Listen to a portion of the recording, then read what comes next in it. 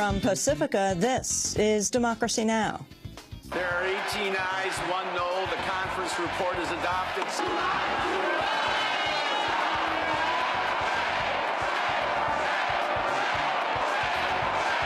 Thousands flood the Wisconsin Capitol building after Republican state senators take a surprise vote to push through a measure to strip public workers of their collective bargaining rights.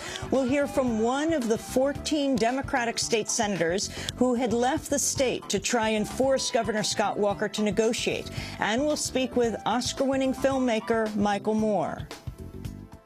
They're going to get their comeuppance, those who did this and who are continuing to do it. And I encourage everybody who's listening or watching, this is our moment. This truly is our moment. Everybody up off the couch right now, please. Then, as fierce battles rage in Libya, calls are growing for the international community to impose a no-fly zone. What I discussed last night with President Obama is making sure we plan for every eventuality, including planning for a no-fly zone. We'll host a debate with renowned Libyan novelist Hisham Attar and international law professor Richard Falk. All that and more coming up. Welcome to Democracy Now!, democracynow.org, The War and Peace Report. I'm Amy Goodman. Wisconsin Republicans have pushed through Governor Scott Walker's anti-union bill in the state Senate. After a 3-week impasse that saw the state's largest protest since the Vietnam War, Republicans split the measure in two, claiming no quorum is needed to pass the bill's non-fiscal provisions. The legislation had been stalled since 14 Democratic senators, all the Democratic senators, fled Wisconsin 3 weeks ago to deny Republicans quorum.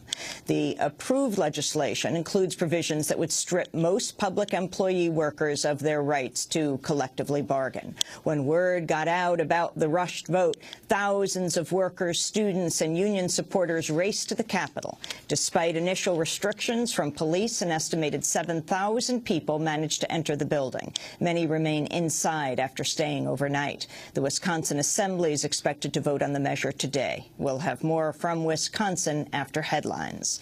In Libya, forces loyal to Muammar Gaddafi are locked in intense fighting with opposition forces for control of several cities and towns. The International Committee of the Red Cross says Libya has descended into civil war with increasing numbers of wounded civilians arriving in hospitals in eastern cities. At a hospital in Benghazi, a Libyan doctor said over 400 people have been killed in the east. The total more than 300 if we're talking about the total in Benghazi. And we have, according to the record of medical record in Al-Bayda, Derna, Al-Marj and Tobruk, the total number is plus minus 100 killed at the first time. That, I mean, since the 17th till the 20th of February. So the total number east of Libya, more than 400 now. A BBC News crew has described being subjected to torture and a mock execution at the hands of Libyan government forces. The 3-member crew said they were caged, hooded, and held for 21 hours after being arrested at a checkpoint south of the city of Zawiya. At one point, a man in plain clothes placed his gun on the necks of the detained journalists and fired 2 shots next to one reporter's head. Camera operator Gokte Kuraltan said they were detained along with other prisoners who had been tortured. I can't describe how bad was it. They were, most of them, they hooded and handcuffed really tightly, all swollen hands, broken ribs. They were in agony, they were screaming. There was a big operation going on there, and from second floor I heard a lot of screaming, and I can't describe. It was horrible, the worst thing I've ever seen in my life, and I've seen a lot of bad stuff. And in breaking news, The Guardian of London has announced one of its reporters in Libya, Gaith Abdulahad, has gone missing. Abdulahad has been reporting from western Libya for the past 2 weeks. Yemeni President Ali Abdullah Saleh has offered to put a new constitution to a referendum this year in the face of massive protests against his three-decade rule. Earlier today, Saleh said the proposed constitution would effectively establish constitutional government. Yemen's opposition immediately rejected the offer, calling for ongoing demonstrations until Saleh steps down. Dozens of people were wounded and 2 people were killed when Saleh's forces opened fire on a rally in the capital Sana'a earlier this week. In Egypt, hundreds of pro-democracy protesters have been attacked in Cairo's Tahrir Square.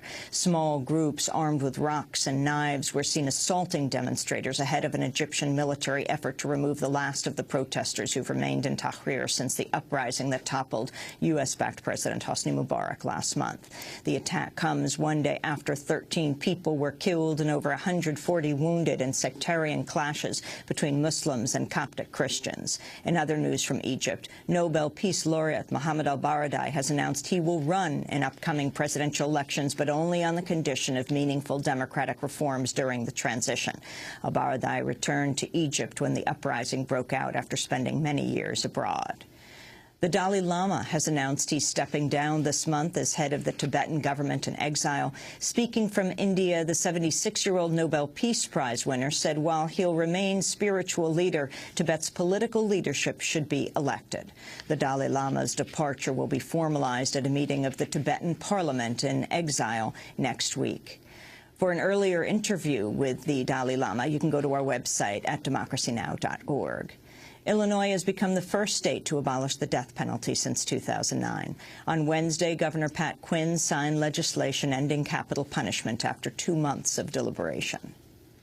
It is impossible to create a perfect system, one that is free of all mistakes, free of all discrimination with respect to race or economic circumstance or geography.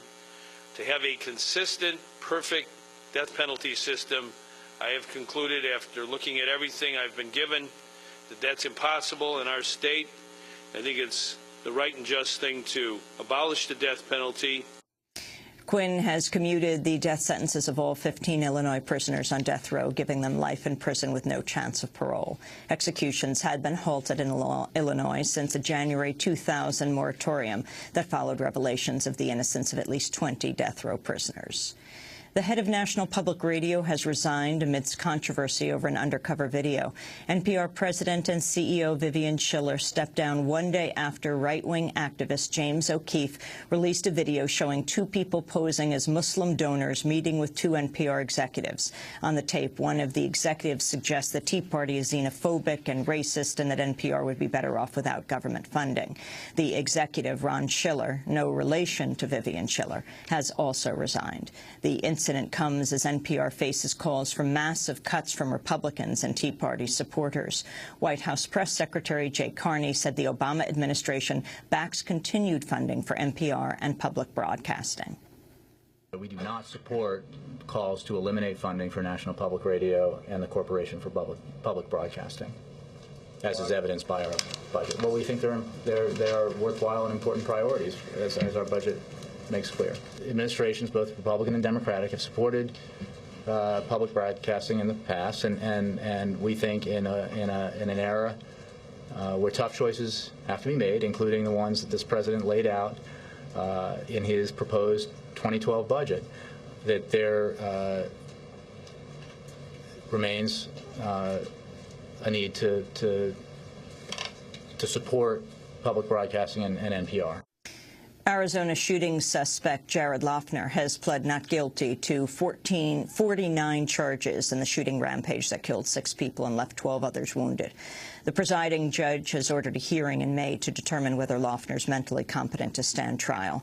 In related news, a new report says 2/3 of states have cut mental health services over the last 2 years. According to the National Alliance on Mental Illness, Arizona was tied for the 3rd largest spending cuts to mental health spending, at least 23%. A former U.S. soldier has been arrested in connection with the failed bombing of a Martin Luther King parade march in Spokane, Washington, earlier this year. Kevin William Harpham could face life in prison on charges of attempting to use a weapon of mass destruction and possession of an unregistered explosive device. The bomb was found in a backpack along the parade's route. Investigators say it was equipped with a remote-control detonator and shrapnel and positioned to direct its blast toward the marchers. The Southern Poverty Law Center, a nonprofit that tracks hate groups, has identified Harpham as a one-time member of the White Supremacist National Alliance. We'll have more on this story later in the broadcast. An influential House panel has voted to defend the anti-LGBT 1996 Defense of Marriage Act, or DOMA, which denies federal recognition of gay marriage. The White House infuriated Republicans last month after announcing it would no longer defend the measure in 2 ongoing cases. The law is the last major federal statute to openly target gay men and lesbians following last year's repeal of the Don't Ask, Don't Tell policy, which bans openly gay people serving in the military. In a 3-2 vote, the House Bipartisan Legal Advisory Group directed the House General Counsel to defend DOMA in court. And in media news, journalist and author Robert Scheer and the New York-based magazine City Limits have been named the shared winners of the 3rd annual Izzy Award for Special Achievement in Independent Media.